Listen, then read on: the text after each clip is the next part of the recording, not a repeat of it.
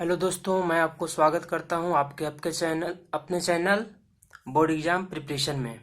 तो दोस्तों, आज हम लोग यहां पे बात करने वाले हैं क्लास 10 का सिलेबस है चैप्टर नंबर 3, जो कि board examination point of view से काफी इंपॉर्टेंट है। और चैप्टर का नाम है दो चरों वाले रैखिक युग्म।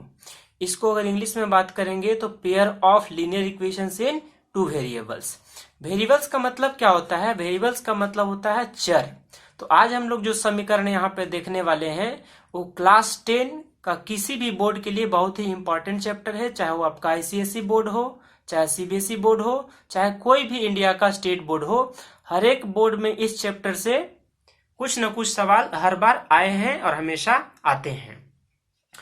अगर आप एनसीईआरटी टेक्स्ट बुक के बारे में बात करेंगे तो आपको एनसीईआरटी के तीसरा अध्याय में मिलेगा चैप्टर नंबर 3 में। ठीक है, चाहे आपका मीडियम कोई भी हो, अगर हिंदी मीडियम का है तो भी या इंग्लिश मीडियम का है तो भी। तो सबसे पहले आज यहाँ पे हम बात करेंगे कि चर और अचर होता क्या है। तो एक बात यहाँ पे याद रखेंगे कि यहाँ पे जब हम लोग दो चरों वाली बात कर रहे हैं तो यहाँ पे दो चर कौन कौन से हैं? पहला चर हो गया x और दूसरा चर है y। ठीक है, अब बाकी यहाँ पे जो दिखाई दे रहे हैं a1, b1, c1, या यहाँ पे दिखाई दे रहे a2, b2, c2, ये सारे अचर पद हैं। तो जब भी हम लोग रैखिक समीकरण के बारे में बात करते हैं तो यहाँ दो तरह के पद होते हैं। पहला पद होता है अचर पद और दूसरा पद क्या होता है? चर पद। तो दो प्रकार के पद होंगे। तो यहाँ पे हमारे पास दो चर कौन से हैं? x और y है। तो इस तरह के इक्वेशन को सॉल्व करने के लिए यानी हल करने के लिए सबसे पहले क्या करना होता है? हमें यहाँ पहचानना होता है कि इसमें दिए गए चर या अचर पद कौन कौन से हैं। ठीक है, तो सबसे पहले चलिए मान लेते हैं यहाँ पे। और हाँ, यहाँ पे लिखने का तरीका भी काफी मायने रखेगा, क्योंकि बोर्ड एग्जाम में अगर अच्छा स्कोर करना है तो यहाँ पे लिखने का तरीका बहुत ही अच्छा होना चाहिए। तो सबसे पहले यहाँ पे क्या लिखेंगे? माना कि दो समीकरण है, जिसमें पहला समीकरण है a1x plus b1y plus c1 बराबर 0, एवं दूसरा समीकरण क्या है? a2x plus b2y plus c2 बराबर 0, जहां शर्त क्या है कि a1, b1, a2 और b2 ये शून्य के बराबर नहीं होना चाहिए। ऐसा यहाँ पे शर्त होने का मतलब क्या है कि अगर a1 का मान जो है 0 हो जाएगा तो x का पूरा ही पद गायब हो जाएंगे इस समीकरण से। या उसी प्रकार से b1 या फिर a2 या फिर b2, इनका मान अगर मान लीजिए आपका 0 हो जाता है तो पूरा ये पद जो है समीकरण से गायब हो जाएगा। इसीलिए जब भी हम लोग दो चरों वाले रैखिक समीकरण के बारे में बात करते हैं तो यहाँ पे शर्त लगा दिया जाता है कि जो x का गुणांक a1, y का गुणांक b1, इसी प्रकार से दूसरे समीकरण का x का गुणांक a2 और y का गुणांक b2, ये सब का मान शून्य नहीं होना चाहिए। ठीक है, अब यहाँ पे देखते हैं कि जरूरी बातें यहाँ पे है क्या, कि जब भी हम किसी भी प्रकार के रैखिक समीकरणों को हल करते हैं तो उसके लिए कुछ शर्त होते हैं। तो यहाँ पे कुछ शर्त यानी कि कंडीशंस, ठीक है ना। यहाँ पे जो हमारे पास रैखिक समीकरण दिए गए हैं दो चरे वाले उसमें हम लोग यहाँ पे तीन शर्त पढ़ेंगे। पहला शर्त हमारे पास क्या है कि a1 by e2 b1 by b2 के बराबर नहीं होना चाहिए। दूसरा शर्त क्या है यहाँ पे कि a1 by a2, b1 by b2 और c1 बाई c2 तीनों आपस में बराबर होने चाहिए। और तीसरा शर्त यहाँ पे क्या है कि a1 by a2 b1 by b2 के बराबर तो होगा लेकिन c1 बाई c2 के बराबर नहीं होगा। ठीक है, तो ये हमारे पास रैखिक समीकरण जो दो चर में दिए रहते हैं उनको हल करने का ये शर्त है। पहले शर्त को थोड़ा और भी यहाँ पे विस्तार से हम लोग समझेंगे। जैसे पहला शर्त अगर दे दिया है किसी भी दिए गए समीकरण का युग्म युग्म का मतलब क्या होता है? जोड़ा। जैसे मान लीजिए यहाँ पे आपका पहला समीकरण है या आपका दूसरा समीकरण है, तो ये दोनों मिलाकर क्या बनाएंगे? युग्म बनाएंगे। और युग्म का मतलब क्या होता है? जोड़ा। युग्म का मतलब क्या होता है? जोड़ा। ठीक है, तो अगर मान लीजिए आपके पास यहाँ पे दिए गए समीकरण के आधार पे अगर पता चलता है कि a1 बाई a2 का अनुपात और b1 बाई b2 का अनुपात आपस में बराबर नहीं है, तो हम क्या बोलेंगे कि इसका जो गणितीय निरूपण होगा वो अद्वितीय हल होगा। अद्वितीय हल का मतलब क्या होता है? सिर्फ एक हल, इसी को बोलेंगे ओनली वन सॉल्यूशन। ठीक है, अगर हमारे पास a1 by a2 B1 by B2 का अनुपात आपस में बराबर नहीं होंगे तो इसका गणितीय निरूपण यानी मैथमेटिकल रिप्रेजेंटेशन क्या होगा? अद्वितीय हल यानी यूनिक सॉल्यूशन, सिर्फ एक ही हल होंगे। ठीक है, अगर हम इनके स्थिति के बारे में बात करेंगे तो संगत होगा। संगत का मतलब क्या होता है? संगत का मतलब होता है कुछ न कुछ हल जरूर होंगे, ठीक है ना। और असंगत का मतलब क्या होता है कि कोई हल नहीं होगा। ठीक है, अब इसको ग्राफ में हम लोग रिप्रेजेंट कैसे करेंगे? रिप्रेजेंटेशन को हिंदी में बोला जाता है निरूपण, ग्राफीय निरूपण यानी कि ग्राफिकल रिप्रेजेंटेशन। तो अगर यहाँ पे दिए गए समीकरण युग्म से A1 बाई A2 और B1 बाई B2 का अनुपात आपस में बराबर नहीं हुआ तो उसका ग्राफीय निरूपण क्या होगा? प्रतिच्छेदी रेखाएं। मतलब क्या है कि दोनों रेखाएं, मान लीजिए पहले रेखा है और ये मान लीजिए आपका दूसरी रेखा है, तो दोनों रेखाओं आपस में क्या करेंगे? किसी कॉमन पॉइंट यानी कि उभयनिष्ठ बिंदु पे कट करेंगे यानी प्रतिच्छेद करेंगे। इसको हम लोग इंटरसेक्टिंग लाइंस भी कहते हैं। ठीक है, ये हो गया हमारा पहला शर्त। अब आगे आते हैं हम लोग दूसरे शर्त की तरफ। तो अगर मान लीजिए यहाँ पे A1 by A2, B1 by B2 और C1 बाई C2 तीनों अनुपात आपस में बराबर होंगे, तब हम लोग इसको कैसे देखेंगे? तो देखिए, पहले हम लोग यहाँ पे क्या समझते हैं कि इसका गणितीय निरूपण क्या होगा यानी मैथमेटिकल रिप्रेजेंटेशन। तो इस स्थिति में क्या कहेंगे हम कि अपरिमित रूप से अनेक हल होंगे यानी इनफाइनाइटली मेनी सॉल्यूशंस। कितने हल होंगे कहना मुश्किल है। अपरिमित लगाने का मतलब क्या है कि इनके हल बहुत सारे होंगे, इसलिए अपरिमित रूप से अनेक हल। ठीक है, अब अगर हम इसके स्थिति के बारे में बात करेंगे तो ये संगत होगा यानी कि आश्रित होगा। और अभी मैंने तुरंत बताया कि संगत होने का मतलब क्या होता है कि उसका कुछ न कुछ हल होगा, चाहे एक हल होगा या दो हल होंगे या चार हल होंगे या अपरिमित रूप से अनेक हल होंगे, हर एक स्थिति में संगत माना जाएगा। ठीक है, तो एक बात हमेशा याद रखिएगा कि संगत होने का मतलब क्या है कि उनके कुछ न कुछ जरूर हल निकलेंगे, कुछ न कुछ सॉल्यूशन जरूर होगा। ठीक है, अगर दूसरे स्थिति में हम बात करेंगे ग्राफीय निरूपण का, तो यहाँ पे रेखाएं संपाती होंगी। संपाती कहने का मतलब क्या है कि अगर मान लीजिए एक रेखा आपका यहाँ पे जा रहा है तो दूसरी रेखा भी इसी के ऊपर से गुजरेगी, तीसरी रेखा भी उसी के ऊपर से गुजरेगी और इसी प्रकार से सारे रेखाएं एक दूसरे के ऊपर से गुजरेंगी। ठीक है ना, तो इस परिस्थिति में क्या होगा? अपरिमित रूप से अनेक हल होंगे। ठीक है, अब आइए हम लोग यहाँ पे बात करते हैं तीसरी और आखिरी शर्त के बारे में। तो आपका यहाँ पे तीसरी शर्त क्या होता है कि A1 बाई A2 बराबर B1 बाई B2, लेकिन C1 बाई C2 का अनुपात बराबर नहीं होना चाहिए। ठीक है ना, तो किसी भी रैखिक समीकरण के युग्म को हल करने से पहले हमें यहाँ पे क्या चेक करना होगा कि A1 by A2 B1 by B2 के बराबर है क्या। अगर है तो फिर हमें क्या चेक करना पड़ेगा कि C1 बाई C2 का जो अनुपात है आपस में बराबर है या नहीं है। अगर A1 बाई A2 और B1 बाई B2 का अनुपात आपस में बराबर है लेकिन C1 बाई C2 का अनुपात आपस में बराबर नहीं है, तो हम यहाँ पे क्या बोलेंगे कि इस परिस्थिति में गणितीय निरूपण क्या होगा? कोई हल नहीं होगा।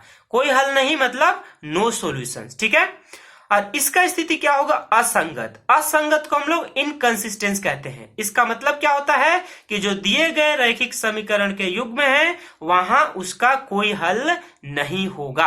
और इसको जब हम लोग ग्राफ पे रिप्रेजेंट करेंगे यानी ग्राफीय निरूपण की बात करेंगे तो रेखाएं क्या होंगी? समांतर रेखाएं होंगी। इसको आप इस प्रकार समझ सकते हैं, मान लीजिए यहाँ पे एक रेखा आपके पास क्या है? L है और दूसरी रेखा यहाँ पे क्या है? M है। ठीक है, तो दोनों रेखाएं क्या है? आपस में समांतर हैं। तो जब दोनों रेखाएं एक दूसरे को किसी भी उभयनिष्ठ बिंदु यानी किसी भी कॉमन पॉइंट में जब तक प्रतिच्छेद नहीं करेंगे तब तक हमें कोई हल नहीं मिलेगा। ठीक है ना, तो हमें क्या याद रखना पड़ेगा कि A1 बाई A2 और B1 बाई B2 का रेशियो बराबर होना पड़ेगा यानी अनुपात बराबर होना पड़ेगा, लेकिन C1 बाई C2 का अनुपात जो है इनके अनुपात के बराबर नहीं होना चाहिए। ठीक है ना, क्योंकि मैंने तुरंत थोड़ा सा पहले बताया आपको कि तीनों अनुपात जब आपस में बराबर हो जाएंगी तो यहाँ पे रेखाएं संपाती हो जाती हैं और इनके अपरिमित रूप से अनेक हल होते हैं। ठीक है, तो मेरे ख्याल से आखिरी शर्त भी आपको समझ में आ गया होगा कि जब दोनों रेखाएं आपस में समांतर जाएंगी, कभी एक दूसरे को प्रतिच्छेद ही नहीं करेंगी, तो कैसे वहां पे कोई हल निकलेगा। तो इस परिस्थिति में क्या बोलेंगे? कोई हल नहीं, यानी कि नो सॉल्यूशन। ठीक है, अब हम यहाँ पे बात करने वाले हैं कि जो रैखिक समीकरण के युग्म दिए गए हैं, ठीक है ना, उनको हम हल करने के विधि को हम लोग बोलते हैं मेथड्स। विधि को क्या बोलेंगे?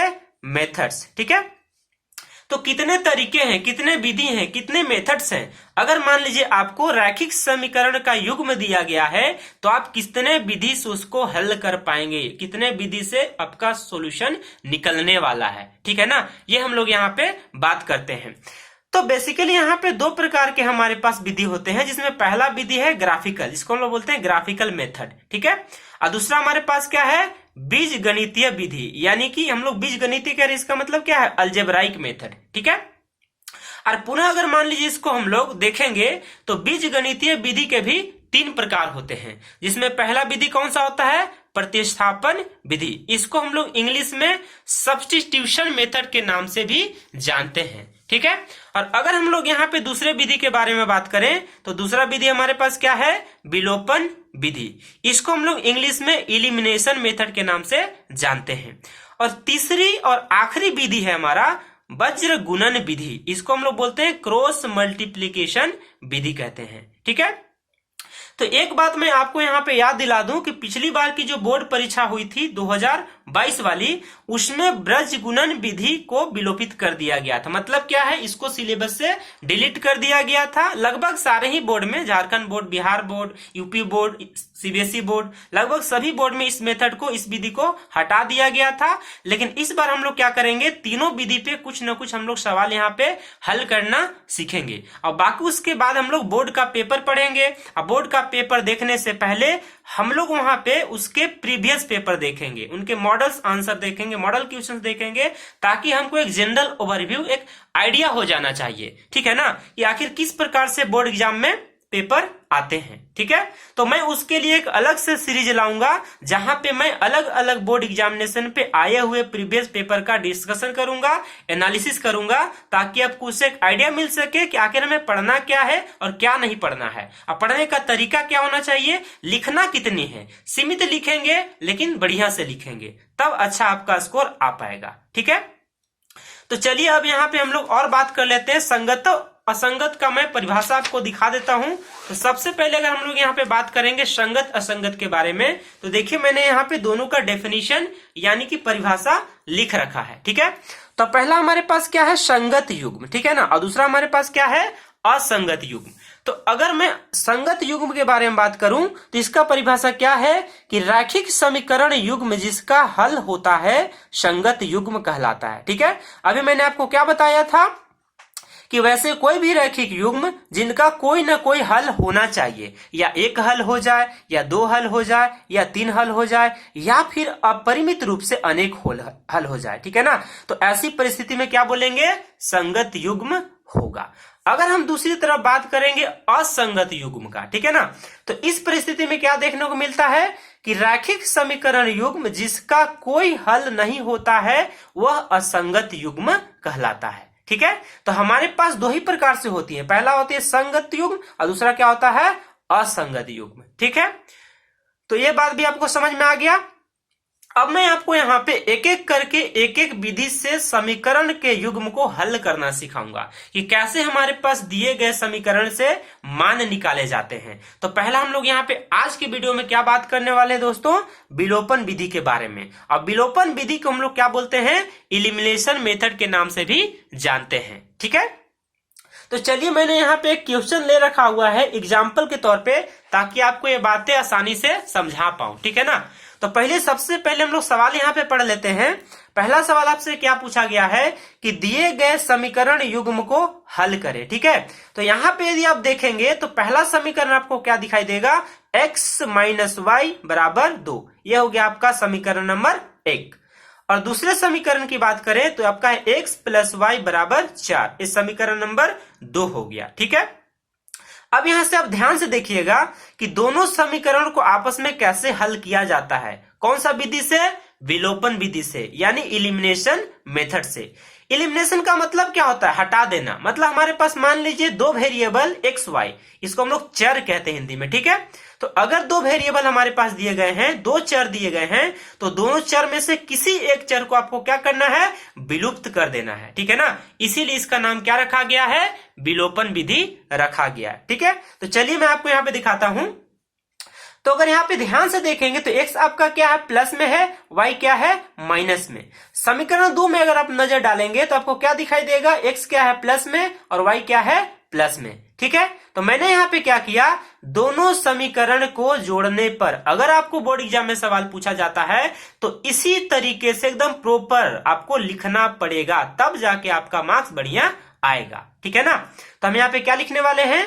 दोनों समीकरण को जोड़ने पे। तो पहला समीकरण क्या है यहाँ पे हमारे पास? x माइनस वाई बराबर 2, और दूसरा समीकरण क्या है? x प्लस वाई बराबर 4, ठीक है ना। तो जब मैंने दोनों समीकरण को यहाँ पे जोड़ दिया तो यहाँ पे क्या दिखाई देगा? माइनस वाई और प्लस वाई आपस में क्या हो गए? कट गए, कैंसिल हो गए। और x प्लस x जोड़ेंगे तो 2x हो जाएगा, और 2 प्लस 4 जोड़ेंगे तो 6 हो जाएगा, ठीक है। तो 2x बराबर 6 हो गया, तो x बराबर क्या हो जाएगा? 6/2। 2 यहाँ पे क्या है? मल्टीप्लाई में है, तो 2 इधर जाकर क्या हो जाएगा? डिवाइड में। अब 2 से हम लोग 6 को काटेंगे तो 3 बार में कटेगा, यानी x का मान कितना आ गया? 3 आ गया, ठीक है। अब हम लोग यहाँ पे क्या करेंगे? x का मान समीकरण 2 में रखने पर, ऐसा कोई यहाँ पे प्रतिबंध नहीं है आपके ऊपर कि समीकरण 2 में ही रखना है या समीकरण 1 में ही रखना है। आप किसी भी एक समीकरण में रख सकते हैं, ठीक है ना, कोई दिक्कत नहीं, आंसर हमारा सेम ही आएगा। तो मैंने